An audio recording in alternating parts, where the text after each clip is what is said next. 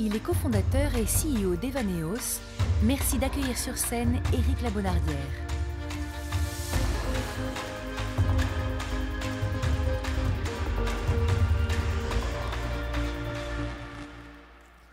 Bonjour à tous, je suis ravi d'être là pour parler de voyage, d'évasion, de découverte. Alors ce ne sera pas sur Mars cette fois-ci, mais on va rester sur Terre. Et l'idée c'est aussi de parler des enjeux pour le tourisme de demain et à quel point il y a urgence pour réinventer l'industrie du tourisme. Car certes, le tourisme est une industrie qui représente des chiffres énormes. 600 millions de touristes partaient à l'étranger chaque année en 2000. Cette année, en 2020, ça va être 1,4 milliard. Et en 2030, 1,8 milliard.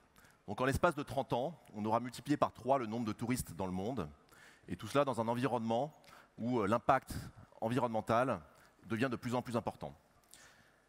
Ces touristes, et notamment avec l'accélération des voyages des classes moyennes dans les pays asiatiques, se concentrent énormément. Et ce qui est devenu un vrai sujet, 50% des voyageurs dans le monde voyagent uniquement dans 10 pays. Ces 10 pays, c'est la France, l'Espagne, l'Italie. Et les 50% des autres voyageurs, ils voyagent ailleurs, mais ont tendance aussi à aller aux mêmes endroits, au même moment, dans ces destinations. Alors ces problèmes, ce ne sont pas les seuls problèmes. On voit partout dans le monde que des lieux très touristiques, des lieux extrêmement connus sont détruits, sont, je dirais, abîmés par le nombre de touristes. Les populations locales ne bénéficient pas à plein de l'essor du tourisme dans le monde. On peut prendre un exemple, en Thaïlande, 70% des revenus issus du tourisme finissent par repartir de la Thaïlande parce que les touristes vont majoritairement voyager dans des hôtels qui appartiennent à des groupes occidentaux, parce qu'on va importer des produits pour satisfaire ces touristes et au final, les communautés locales en bénéficient que très peu. Alors, un autre exemple, c'est le Machu Picchu au Pérou. Je vais développer cet exemple un petit peu, il est intéressant. Vous connaissez tous cette cité Inca qui est construite sur des terrasses. Et en fait, au fur et à mesure des décennies, les sols se sont érodés sous les pas des touristes et mettent en danger ce lieu. Il y a même quelques semaines, des touristes ont été arrêtés en train de prendre des pierres sur les temples pour les ramener en souvenir. Alors, les autorités péruviennes ont pris le sujet à bras-le-corps. Il y a un quota qui a été installé de 6000 touristes par jour qui peuvent aller sur les temples. Mais le paradoxe aussi, c'est qu'à quelques dizaines de kilomètres, on est en train de construire un aéroport pour faire venir encore plus de monde. Et les populations locales bénéficient que très peu de ça, et c'est même le contraire, puisque les paysans locaux ne peuvent plus racheter les terrains autour, tellement ils sont devenus chers. Des exemples comme ça, il y en a plein. Je vais en donner un autre. Vous voyez cette magnifique photo, c'est en Norvège, ça s'appelle Pulpitrock. C'est un rocher énorme de 600 mètres de haut, au-dessus d'un fjord, qui est énormément partagé sur Instagram. Vous voyez que beaucoup de touristes prennent la même photo, mais ce qu'on ne voit pas, c'est l'envers du décor. Et l'envers du décor, c'est ça. En quelques années uniquement, à cause des réseaux sociaux, ce lieu est devenu un lieu de tourisme de masse. Les autorités n'étaient pas préparées, c'est même devenu dangereux pour les touristes. Il y a eu quelques morts ces dernières années. Donc au fond, tous ces problèmes, ils posent pour moi une vraie question, qui est, faut-il continuer à voyager? Alors, je ne vais pas faire durer le suspense beaucoup plus longtemps. Moi, je suis fondateur d'Evaneos, qui est une plateforme de voyage sur mesure. Bon, ma réponse est oui. Ma réponse est oui, mais à condition de faire évoluer les modes de consommation de voyage, de s'interroger sur le sens du voyage et pourquoi est-ce qu'on part dans une destination, que ça ne devienne plus automatique. Et au fond, je pense que le sens du voyage, il a considérablement évolué ces dernières décennies. On a créé une forme d'injonction à voyager, un droit à aller au soleil. C'est devenu une forme de marqueur de statut social, le voyage. Et on consomme les destinations un petit peu comme on consomme d'autres types de produits. Et ma crainte par rapport à ça, c'est qu'on crée une sorte de planète B pour les touristes, des chemins parallèles qui seraient faits pour eux, un peu à l'image des grottes de Lascaux, où on a construit une deuxième grotte artificielle pour faire face à l'afflux de touristes, parce que la première était détériorée. Et finalement, si on fait ça, on va enlever toute authenticité et quelque part la magie du réel, la magie du voyage qui est à l'origine de notre envie de voyager. Donc c'est ça qu'il faut éviter, il faut mieux répartir les flux touristiques et rester dans cette forme d'authenticité. Alors ma question, ça va être évidemment comment on fait pour faire face à tous ces impacts négatifs. Alors pour revenir un petit peu dessus, le premier impact est sur les voyageurs. On a détérioré au fur et à mesure des années l'expérience des voyageurs. Finalement se retrouver dans des endroits où on est en train de faire la queue, on visite des lieux avec énormément de touristes, on perd l'émotion, on perd l'authenticité de son expérience. L'impact sur l'environnement, évidemment, le tourisme c'est 8% des émissions de gaz à effet de serre dans le monde. Sur les communautés locales aussi, vous savez que dans plein de destinations, les communautés ne bénéficient pas du tourisme et on voit même de plus en plus un rejet du touriste. Moi j'étais il n'y a pas très longtemps à Santorin en Grèce et on voit marqué sur les murs No Tourist. Les gens font la queue pour prendre la même photo au bout du chemin et c'est assez choquant et il y a un rejet absolu des touristes aujourd'hui dans ce petit village grec. Et enfin, la globalisation, la standardisation du tourisme a conduit aussi à effacer des cultures. On est de moins en moins différenciés partout dans le monde et au final, on est en train de scier la branche sur laquelle on est assise, puisque finalement, si les cultures qu'on va découvrir ne sont pas si différentes de la nôtre, eh ben, on perd le sens du voyage. Alors, sans impact négatif, la question qu'il faut se poser, c'est comment est-ce qu'on peut les compenser par des effets plus positifs? Je pense que c'est possible. Je pense que ce n'est pas le cas de tout type de voyage. Et il faut s'interroger chacun sur la manière dont on voyage. Alors, ces effets positifs, moi j'en vois un certain nombre. Le premier, c'est déjà le rôle sociétal du tourisme dans le monde. On a, je pense, un vrai rôle en tant que touriste d'évangéliser sur le rapprochement des cultures. Je pense que le tourisme a un rôle de rapprocher les gens, de mieux comprendre la planète, de mieux comprendre les populations, de faire reculer la xénophobie aussi. Et je pense qu'ici, depuis 100 ans, il y a moins de touristes. Il y a plus de touristes, mais moins de conflits. On n'en a pas vraiment l'impression qu'avant. C'est aussi grâce au voyage, grâce au tourisme. Ça, c'est un premier effet positif. Le deuxième, c'est, je pense que le voyage contribue à mieux apprendre, à mieux comprendre le monde. Et on dit souvent que les voyages forment la jeunesse, et je pense que c'est vraiment le cas. Il y a une expérience assez intéressante qui avait été faite par des chercheurs allemands pour montrer que le changement d'écosystème rendait plus intelligent. En fait, ils ont pris deux groupes de souris, un qui gardait dans leur environnement normal, et l'autre, ils changeaient leur environnement, ils faisaient finalement sortir les souris de leur zone de confort régulièrement, et ils se sont aperçus que ce deuxième groupe de souris avait une activité de l'hippocampe qui était beaucoup plus élevée que le premier groupe de souris. Et l'hippocampe, c'est responsable de l'apprentissage. Donc finalement, je pense que le fait de changer d'écosystème, alors ça c'est moi qui tire ces conclusions, mais je pense qu'on peut l'attribuer à l'être humain aussi, changer d'écosystème, aller au-delà de sa zone de confort, ça permet de mieux apprendre, ça permet de mieux comprendre, et au final, le voyage, je pense, rend plus intelligent. Le tourisme aussi, le voyage, ça permet d'apprendre sur soi-même. Quand on va à l'autre bout du monde, vivre des expériences qu'on n'aurait pas vécues chez soi, on apprend, on sort de sa zone de confort, on se crée des souvenirs. Et je vous invite quelque part aussi à réfléchir aux souvenirs que vous pouvez avoir de votre dernier voyage. Bien souvent, quand on pose cette question aux personnes, ils ne citent pas le cliché qu'on a sur la destination ou l'endroit le plus connu. Ils citent en général une émotion, ils citent une rencontre, ils citent un goût, ils citent même un problème parfois. C'est intéressant de voir comment on résout des problèmes sur place. Et tout ça, ça nous interroge aussi sur notre manière de consommer, sur les autres, et on revient plus riche. Et finalement, un vrai voyage, c'est un voyage dont on revient chacun différent. Enfin, le tourisme, je pense, évidemment, a un impact économique qui n'est pas encore assez visible dans les communautés locales, mais dans plein de destinations, ça représente jusqu'à 20 ou 30% du PIB, et notamment dans des destinations qui sont encore peu développées. Alors la question qui se pose maintenant, c'est comment est-ce qu'on peut maximiser ces effets positifs pour que systématiquement, quand on voyage, on soit du bon côté de la balance. Et je pense que pour ça, ce qui m'intéresse aujourd'hui, c'est de revenir un peu en arrière dans l'histoire du voyage et vous présenter ce monsieur. Alors je ne sais pas si vous le reconnaissez, a priori non, enfin il y a quelques jours, moi, je ne savais pas qui c'était avant de voir sa photo sur Internet, c'est Thomas Cook. Thomas Cook, c'est l'inventeur du tourisme actuel, c'est celui qui a créé les agences de voyage à la fin du 19e siècle.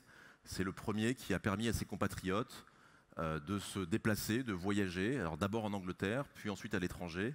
C'est le premier qui a fait, par exemple, naviguer des croisières, des bateaux de croisière sur le Nil. Et à l'origine de son envie de faire voyager ses compatriotes, il y avait réellement ce besoin de les aider à comprendre les autres cultures, de sortir de leur zone de confort, d'explorer la planète un peu à l'image des premiers explorateurs. Et ironie de l'histoire, Thomas Cook aussi, c'est devenu, vous le savez, un des plus grands groupes mondiaux de voyage, synonyme de tourisme de masse, qui a d'ailleurs fait faillite l'année dernière, et qui a contribué, alors je ne veux pas les stigmatiser particulièrement, il y a beaucoup d'entreprises et nous voyageurs qui avons contribué à ça, à créer des lieux de tourisme partout dans le monde. Alors d'abord balnéaire, en fait, on a construit des infrastructures qui se ressemblent un petit peu partout, sans faire attention aux différences culturelles, sans différencier l'offre en fonction des destinations. On a construit des routes, on a construit des parkings près des lieux touristiques, près de parcs, on a détruit des écosystèmes. Et au final, on a standardisé, globalisé l'offre. Alors comme j'expliquais, pour moi, le vrai voyage, c'est la rencontre, c'est la découverte, c'est l'aventure, c'est l'exploration, c'est l'apprentissage et c'est comprendre les autres cultures. Alors concrètement, comment on fait pour maximiser ça? Il est clair que dans beaucoup de pays, les offices du tourisme ou les autorités gouvernementales ont mis en place des choses, ont conscience de ces problèmes, ont mis en place des quotas notamment. Mais au fond, je pense que c'est à nous, voyageurs et opérateurs touristiques, d'accélérer la transition nécessaire. Et je vois 3 mutations, puisque c'est le thème de la journée, 3 mutations importantes à effectuer. La première, c'est une mutation sur notre prise de conscience. Il faut absolument que l'on tienne compte de notre impact environnemental. Il faut s'interroger quand on voyage, quel est le sens de mon voyage, que ce ne soit pas mécanique. Est-ce que faire 12 heures de vol pour aller 2 semaines sur une plage, ça a du sens? De quel côté de la balance je suis? Si je voyage loin, je peux peut-être rester plus longtemps pour maximiser mon expérience sur place. Je peux voyager aussi plus proche, je peux voyager moins souvent, mais mieux.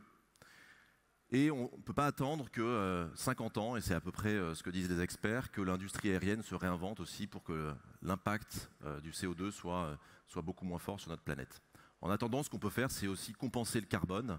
On dépense plusieurs tonnes de CO2 quand on voyage à l'autre bout du monde. Et le choix qu'on a fait chez Evaneos cette année, c'est de compenser 100% des émissions carbone que les voyageurs dépensent à destination. Deuxième mutation qui est nécessaire, c'est redonner du pouvoir au local. Vous avez vu ces grands groupes touristiques qui ont industrialisé des modèles partout sur la planète. Je pense qu'il faut redonner du pouvoir aux locaux sur leur tourisme pour pouvoir réinventer la manière dont ils reçoivent les touristes. Et finalement sortir d'un modèle où un modèle, je dirais, d'offre et de demande qui est drivé aujourd'hui par la demande, mais plutôt qui soit drivé par l'offre. Que les locaux reprennent le contrôle sur quel type de tourisme ils veulent développer dans leur destination pour qu'on puisse tous conserver ce niveau de culture différencié partout sur la planète. Alors c'est pour ça que nous, chez Evaneos, on a créé un réseau de 2000 agences locales partout dans le monde, dans 160 destinations, qui sont des experts de voyage, qui vivent à destination. Et l'idée, c'est qu'ils mettent à profit leur expertise auprès des voyageurs. Et leur expertise, elle est extrêmement large, elle n'est pas limitée en termes de nombre d'offres. Ce qui fait que les voyageurs sur place ont tendance à voyager beaucoup plus sur des sentiers battus, évitent les lieux les plus visités, s'ils le souhaitent évidemment. Et au final, on n'a pas 50% des touristes qui vont dans 10 destinations, mais 50% qui vont dans 50 destinations. Et ces agences locales aussi connaissent leurs compatriotes, ont des réseaux locaux, et vont avoir tendance aussi à vendre des prestations qui sont détenues par les locaux et à vraiment maximiser les flux financiers qui reviennent aux populations locales. Il y a une troisième mutation que je vois qui est importante, c'est que chaque voyageur, prenons conscience de notre impact et réfléchissons avant de voyager au sens de son voyage. Alors quelques exemples d'actions concrètes. Vous reconnaissez tous, j'imagine, ce temple, le Taj Mahal en Inde. Cette photo est magnifique, c'est un peu l'idée qu'on s'en fait avant d'y aller. Et en réalité, quand on va sur place, c'est ça qu'on trouve en général. Et le Taj Mahal, on peut le découvrir différemment. On peut y aller à d'autres horaires que la plupart des touristes. On peut y aller à d'autres saisons. On peut le voyager aussi avec d'autres personnes et en profiter pour apprendre. Je vais vous donner un petit exemple. On a en Inde 95% des guides qui sont des hommes. Et nous, on travaille avec une agence locale qui a décidé de réinverser ça et qui fait travailler uniquement des femmes en tant que guides. Et je peux vous dire que visiter le Taj Mahal à travers les yeux d'une femme qui explique sa vision de la société indienne et qui est évidemment différente de celle des hommes, on est dans une vraie logique de rencontre et de compréhension. Enfin, on peut voyager ailleurs. Je reprends mon exemple tout à l'heure du Machu Picchu au Pérou. Si je vais au Pérou, est-ce que je dois absolument aller au Machu Picchu? C'est une question qu'on peut se poser. Moi, ma réponse personnelle, c'est que je me dis, a priori, je serai déçu par mon expérience, il y aura beaucoup de gens, et il y a des alternatives. Vous voyez en bas à droite ici une photo du temple de, je me permets de le lire, Choquequirao, j'arrive jamais à le prononcer, qui est à 50 km du Machu Picchu, qui est un lieu absolument magnifique et dans lequel on rencontre très peu de monde. Et l'expérience là est vraiment différente. Enfin, on peut aussi être activiste dans sa manière de consommer les prestations. Je pense qu'il faut consommer local quand on va à destination. Un petit peu comme quand on aujourd'hui veut de plus en plus savoir d'où vient la nourriture qu'on mange, on veut la tracer, mais on peut aussi avoir une traçabilité des prestations touristiques qu'on achète. On n'est pas obligé d'aller dans un club qui appartient à un groupe occidental. Et on peut assez facilement, et notamment grâce aux agences locales qui sont sur place, savoir à qui appartiennent les hébergements, se dire que je fais un acte et une expérience qui seront beaucoup plus forts. Autre exemple sur les activités. En Thaïlande, quasiment tous les touristes aujourd'hui font des tours à dos d'éléphants. Il faut savoir que les éléphants en Thaïlande, aujourd'hui, ils ne sont élevés exclusivement que dans un but de satisfaire les touristes et dans des conditions qui sont très souvent difficiles. Donc devons-nous le faire? Est-ce que j'ai le choix de faire d'autres activités pour mieux protéger l'environnement et les animaux? Donc au fond, vous l'aurez compris, ce sera ma conclusion, je pense qu'il faut faire évoluer nos manières de voyager, changer l'industrie touristique, pour qu'en fait on laisse une planète, on laisse des cultures à nos futures générations qui continuent à émerveiller, que la magie du voyage reste, que la planète soit aussi diversifiée qu'elle a pu l'être dans le passé.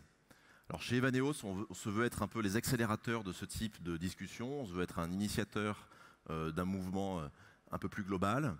Et je pense que la solution, au fond, c'est de chacun de nous être beaucoup plus curieux, sortir des clichés pour voyager mieux. Merci à tous.